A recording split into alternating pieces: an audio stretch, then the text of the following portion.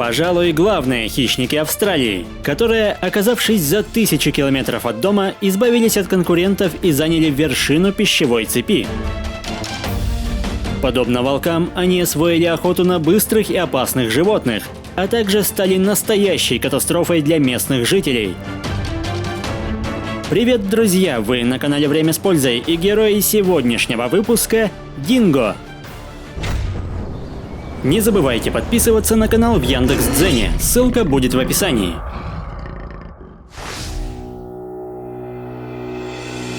Считается, что собаки динго являются прямыми потомками индийского волка. Несколько тысяч лет назад они были завезены на континент из Юго-Восточной Азии. Оказавшись на чужой земле, эти животные отклонились от пути других псовых и обрели собственные уникальные черты, которые помогли выжить в столь недружелюбном мире. Уже спустя 500 лет после заселения собаки освоили весь материк. Будь то засушливые пустыни или заснеженные вершины, динго сумели приспособиться там лучше, чем любой коренной обитатель Австралии. Причем в холодных регионах материка животные обзавелись плотной изолирующей шерстью и чуть более внушительными размерами, в отличие от теплолюбивых соседей. Худощавое тело и невероятно гибкие суставы позволяют им взбираться почти по любой поверхности, а превосходное зрение улавливает малейшее движение потенциальной добычи. Успех в освоении земель кроется не только в физических характеристиках. У этих собак очень гибкая социальная система. Они могут жить как поодиночке, так и объединяться в стаи, что помогает не только защищать территорию от конкурентов, но и выбирать добычу, превосходящую как в размерах, так и в скорости.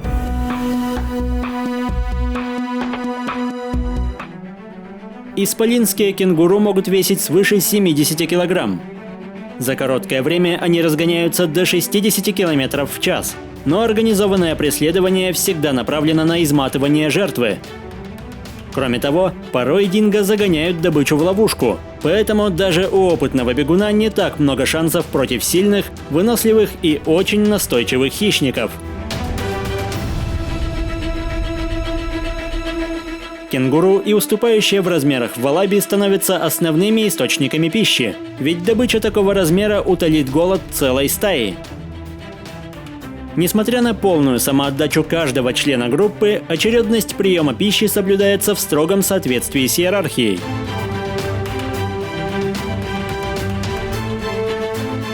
Охотничьи навыки, неприхотливость и стремление выжить сделали рацион динго невероятно обширным. Туда входит более 170 видов, от насекомых и растений до огромных копытных, также завезенных извне.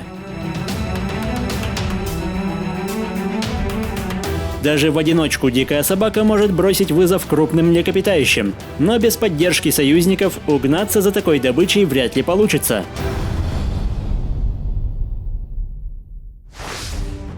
Этот застигнутый врасплох кенгуру вряд ли станет легкой мишенью. Он готов постоять за себя, и динго не знает, что с этим делать. Остается лишь оставить непокорную добычу в покое. Поэтому уделом одиноких хищников становится охота на мелких млекопитающих. Подобно лисам и шакалам, динго успешно освоили скрытное нападение. Полагаясь на чуткий слух, они определяют точное местоположение цели, после чего прицельным прыжком пытаются заключить ее в цепких челюстях. Важную роль в жизни динго играет береговая линия, ведь там можно охотиться на не самых бдительных пернатых. Или попросту поискать выброшенных на сушу морских обитателей, что становится особо ценной добычей для недостаточно опытных охотников. Также здесь можно попробовать себя в роли рыбака или бросить вызов агрессивным ящерам.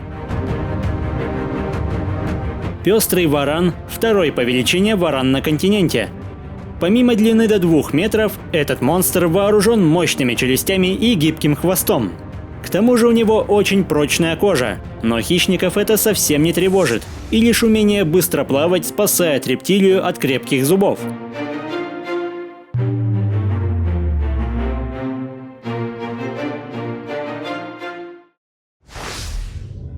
Обитающие на большей части континента эму также привлекают внимание охотников. Эти птицы уступают в скорости кенгуру, но отличаются большей выносливостью. С длиной шага почти в 3 метра они оставляют врагов позади. Но, подобно волкам, динго сменяют друг друга на роли атакующего. На такой скорости приближаться к длинным ногам небезопасно, хотя даже болезненный удар не ставит точку в погоне.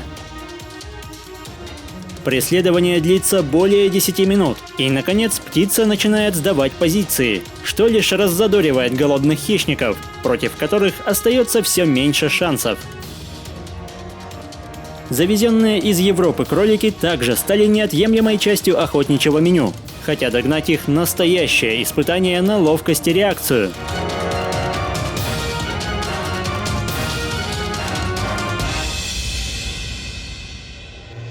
При этом успехи в охоте и приспособленность к различным условиям дополняются почти полным отсутствием естественных врагов.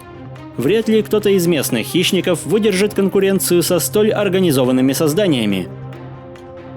Под угрозой находятся разве что щенки, которые могут стать добычей орлов, патрулирующих местность. Несмотря на все, большинство местных животных являются трудной мишенью для динго. Чего не скажешь о других завезенных млекопитающих. И если крупный рогатый скот способен дать отпор и защитить потомство, то с овцами ситуация обстоит совсем иначе. Дикие собаки стали настоящим кошмаром для фермеров.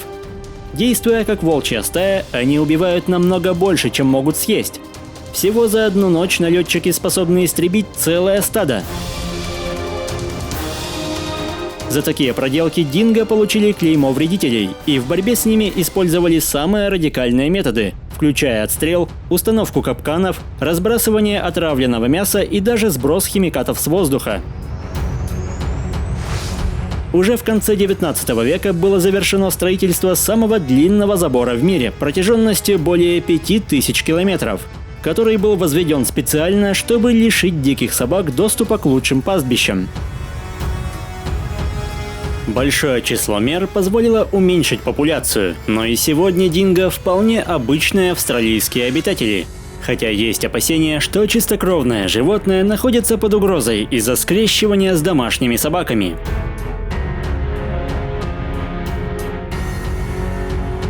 Если выпуск вам понравился, поддержите его лайком, комментируйте, подписывайтесь и проводите время с пользой. До скорого!